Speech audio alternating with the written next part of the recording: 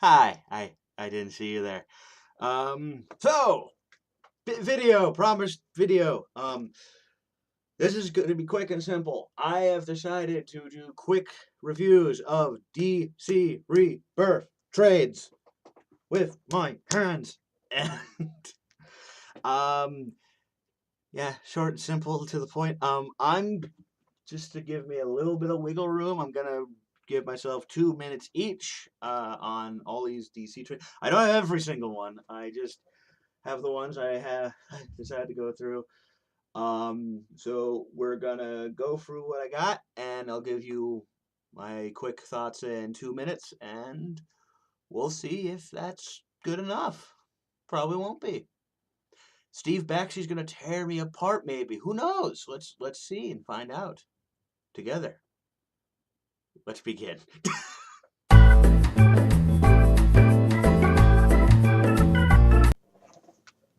So I'm just gonna get this one out of the way now because this is probably the most talked about run so far in Rebirth, and I feel like I can't do it justice even if you gave me 30 minutes. So let's try for two.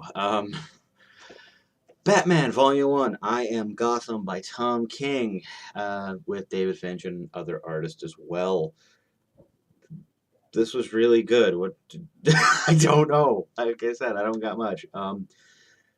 For those who don't know, I am not a Batman fan. I like the character. I grew up with him, of course, because I live in the planet Earth, so you do grow up with Batman.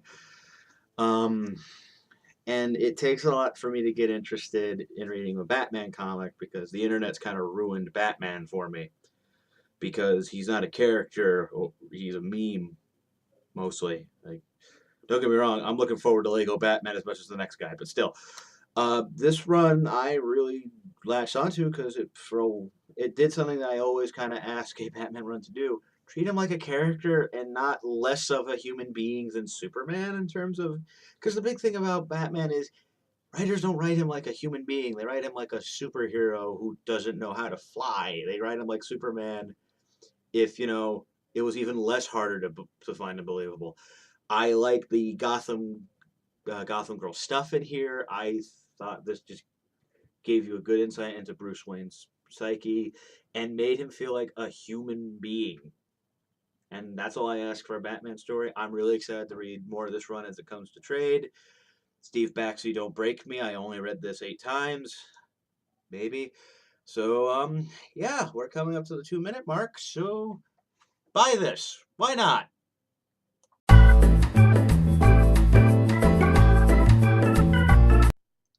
Okay, full disclosure before we move on. It may or may not have been 2 days since the last segment you just saw 5 seconds ago.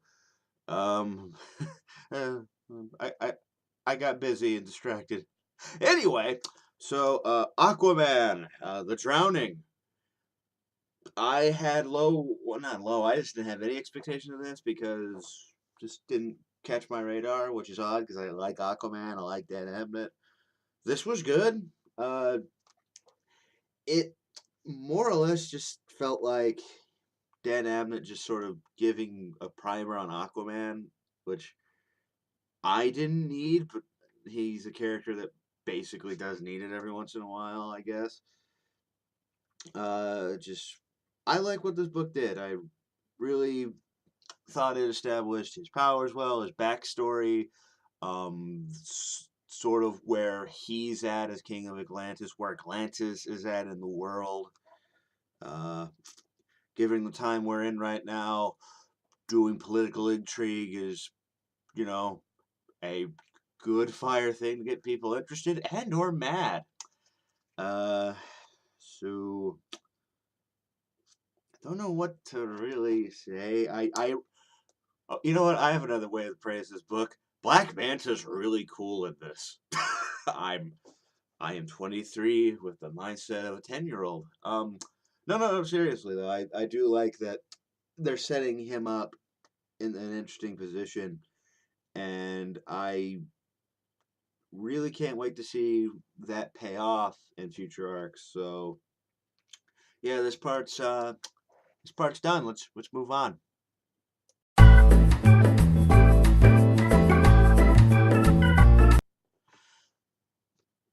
I got Green Arrow, the death and life of Oliver Queen, which is totally not confusing for me to say out loud. Uh, I think this was sort of the breakout hit of Rebirth because everyone was talking about at least the one shot when it came out as the one that everyone was really surprised by, and I consider me surprised as well.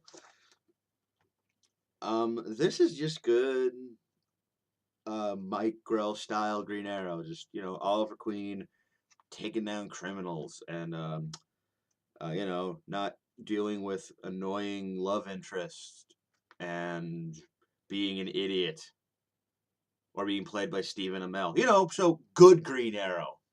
That's good.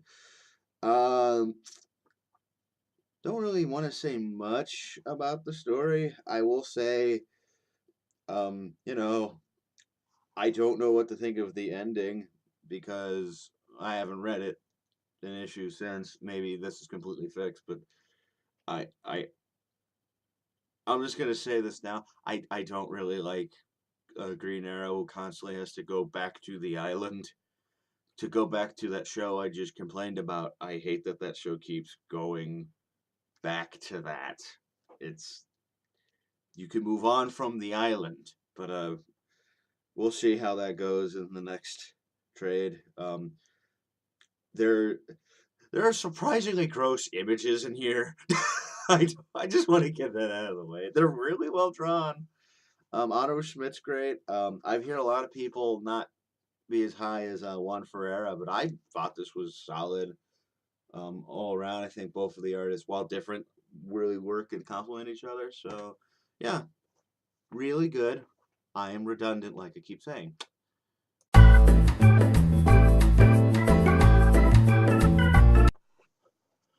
Now, to break up the redundancy slightly, we have The Flash, Lightning Strikes Twice. And yes, I have to keep reading the title.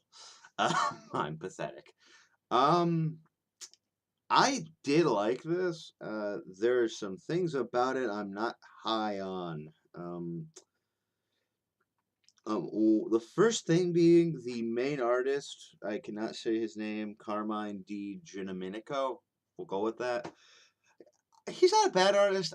It's just not like my cup of tea, I guess we'll say.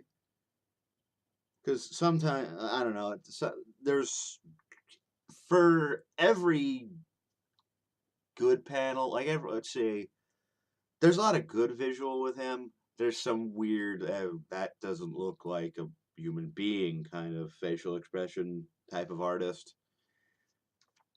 It's not bad, it's just, it kind of distracts me because I'm dumb that way. It also doesn't help that this book kind of, and we'll talk about this with another book soon, has this issue of getting different artists on board to help kind of, since these are all twice a month, you obviously need to get backup artists to get the thing out. And weirdly enough, the backup artist I like more because one of them is Neil Junge, who I think fits a lot better. Kind of has like an Ivan Reis style, but oh, that's fine. I will say the Godspeed arc. It's 8 issues long, and it reads a lot better in trade than it did in issues, but still, it feels a little long in the tooth. I'll say that. I think this is solid. Pick it up if you feel like it. Next. Now let's get to that whole artist complaint. Green Lanterns, Rage Planet. Quick out of the way.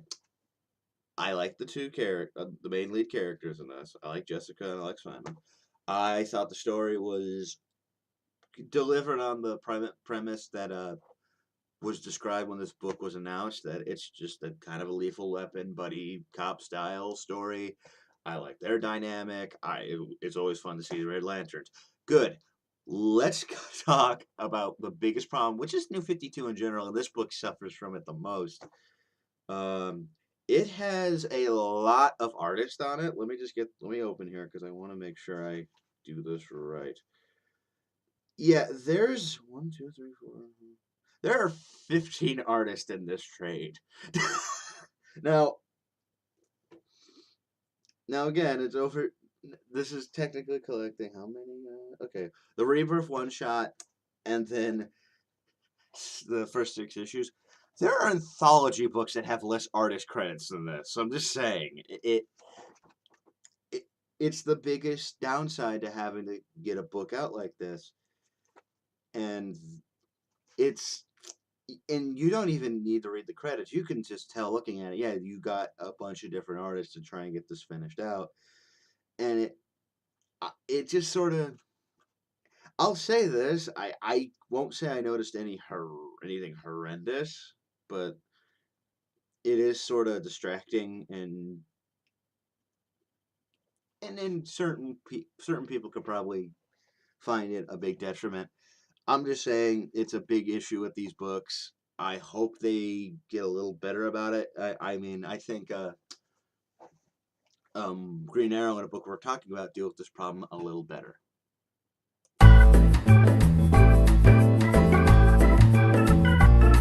Last but not least, Superman, Son of Superman, The Supermaning, Part 2. I'm dumb. Um, I have been praising this series on Twitter. It's the only one I keep up with, like, in issues, thanks to my friends. And I just absolutely love this series. It feels like we finally have Superman back again. I haven't said it much, but my biggest problem with the New 52 is, amongst all the things that were wrong with it, I felt like that series never really got Superman down. Even when there were good runs, like Greg Pak's run, or heck, even because this is done by Tomasi, he was doing Superman, Wonder Woman for towards the end of that series. There were good runs in it, but the problem was Superman never felt consistent in any book. Even even when they did, like, towards the end, they did that Truth arc where he had his depowered set and he had, like, the t-shirt, jeans, and the buzz cut. I just thought, like, some of those books were, while in the same status quo, I don't know, they felt like the character was still slightly different from the other one. And even then, you still had, like, the Justice League books with a completely full-powered Superman and a Batman who's not Cyborg Bat Gordon. And it was just a mess. And I feel like as confusing as it is to have the weird pre-52 Superman back, though I've read all the stuff that explains it, it's just good to finally have a Superman that is, for the most part, consistent in the DC universe. Not entirely. Aquaman had this weird instance where he was a government agent, which I find strange because how has he established that relationship? But that's neither here nor there. I'm going over the time, but yeah, I I just love the hell out of this. And it gets better as it goes along, which makes me even more excited to reread the second trade when it comes out. So, that's about it for me.